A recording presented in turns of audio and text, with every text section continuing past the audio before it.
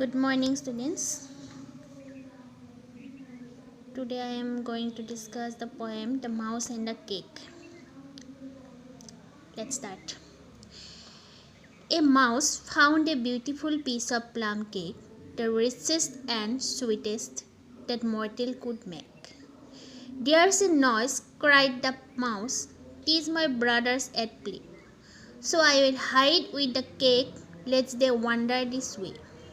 He nibbled and panted, but still he kept gulping it down till he made himself ill. Yet he swallowed it all, and 'tis easy to guess. He was soon so unwell that he groaned with distress. His family heard him, and as he grew worse, they sent for the doctor who made him rehearse how he had eaten the cake to the very last crumb, without giving his playmates and relatives some.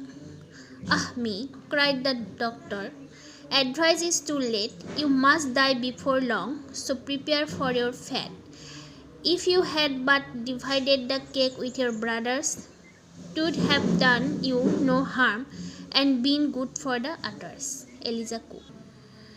গতিকে কবিতাটোত কবিয়ে কৈছে, কবিয়ে এটা mouse আৰু এক টুকুৰা কেকৰ কথা কৈছে যে a mouse found a beautiful piece of plum cake, যে এদিনাখন এটা নিগনিয়ে এটা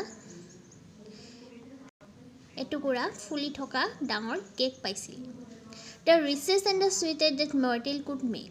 কেক টুকুৰা আছিল অতিকৈ দামী আৰু মিঠা, যিটুকুৰা কোনোবা মানুহে বনাইছিল। There's a noise, cried the mouse, "'tis my brother at play. So I will hide with the cake, lest they wander this way." যে কেক টুকুৰা পোৱাৰ পিছত নিগনিটোৱে নিজে নিজেই চিঞৰি কৈছিল যে তাত গণ্ডগোল হৈ আছে, অৰ্থাৎ মোৰ ভাইসকলে তাত খেলি আছে, চ' মই কেক টুকুৰাৰ সৈতে লুকুৱাব লাগিব, কাৰণ হয়তো এইফালেৰে মোৰ ভাইহঁত আহি যাব পাৰে। অৰ্থাৎ মানে নিগনিটোৱে কেক টুকুৰা অকলে খাম বুলি ভাবিছিল, সি তাৰ ভাইহঁতক নিদিয়ে, মনে মনে খাব। গতিকে তেওঁ সি কি ভাবিছে যে কেক টুকুৰাৰ সৈতে সি লুকাব আৰু অকলে অকলে কেক টুকুৰা খাই পেলাব। He nibbled and panted, but still he kept gulping it down till he made himself ill. সি কেক টুকুৰা একমৰাকৈ খাবলৈ ধৰিছিল আৰু ঘনে ঘনে উশাহ লৈছিল, কিন্তু সি কেক টুকুৰা একেলগে মুখত ভৰাই দিছিল যেতিয়ালৈকে সি কি হৈছিল, অসুখী হোৱা নাছিল। মানে সি টুকুৰা, অৰ্থাৎ সি ভাইহঁতে দেখা পাব বুলি কেক টুকুৰা অকলে খাবৰ কাৰণে সি কেক টুকুৰা মানে সোনকালে শেষ কৰাৰ কাৰণে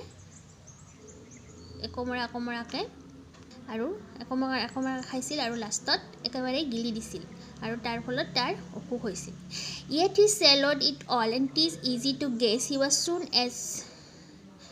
was soon so unwell that he groaned with distress.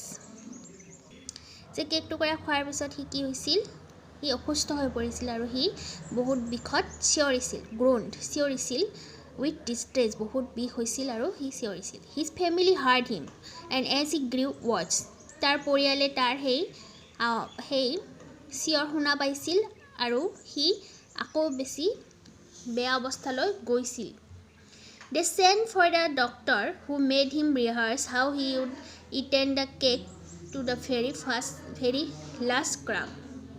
সিহঁতে তাক ডক্টৰৰ ওচৰলৈ লৈ গৈছিল আৰু ডক্টৰজনে কি কৰিছিল যে সি কেক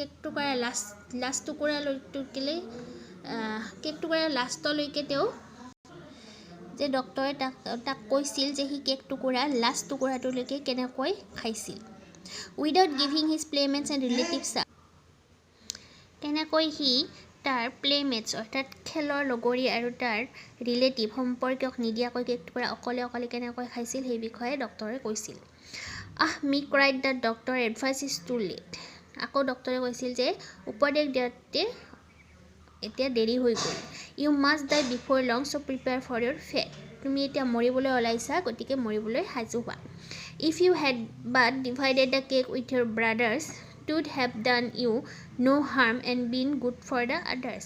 যদি তুমি কেক টুকুৰা তোমাৰ ভাইহঁতৰ লগত ভগাই খালাহেঁতেন তেতিয়াহ'লে তোমাৰো কোনো উপকাৰ নহ'লহেঁতেন আৰু বাকীবোৰৰো ভাল হ'লহেঁতেন। এতিয়া বাকীবোৰেও সিমান ধুনীয়া মিঠা কেক এটুকুৰা খাব পালেহেঁতেন। কিন্তু নিগনিটো অকলে খাই দিয়াৰ কাৰণে লাষ্টত তাৰ অসুখ হৈছিলে আৰু ডক্টৰে সেইকাৰণে কৈছে যে এডভাইচ ইজ টু লেট, গতিকে উপদেশ দিওঁতে দেৰি হৈ গ'ল যে তুমি যদি তেতিয়াই ভগাই খালাহেঁতেন তোমাৰ এনেকুৱা নহ'লহেঁতেন। গতিকে কবিতাটোত এইটোৱে কৈছে যে আমি শ্বেয়াৰিং কৰিব লাগে, শ্বেয়াৰ কৰি কোনো বস্তু ভগাই খাব লাগে। যদি আমি শ্বেয়াৰ নকৰোঁ তেতিয়াহ'লে আমাৰ নিগনিটোৰ নিচিনা বেয়া অৱস্থা হ'ব পাৰে। নিগনিটো যেনেকুৱা অসুস্থ হৈ গ'ল তেনেকুৱা আমাৰ হ'ব পাৰে। গতিকে আমি আমাৰ ফেমিলিৰ মাজত, আমাৰ প্লেমেটছৰ মাজত সকলো বস্তু শ্বেয়াৰ কৰিহে খাব লাগে। গতিকে তোমালোকে কবিতাটোৰ 8 লাইনখিনি মুখস্থ কৰিবা। 8 লাইনছ লাগিব মুখস্থ, গতিকে তোমালোকে মুখস্থ কৰি ল'বা। Thank U.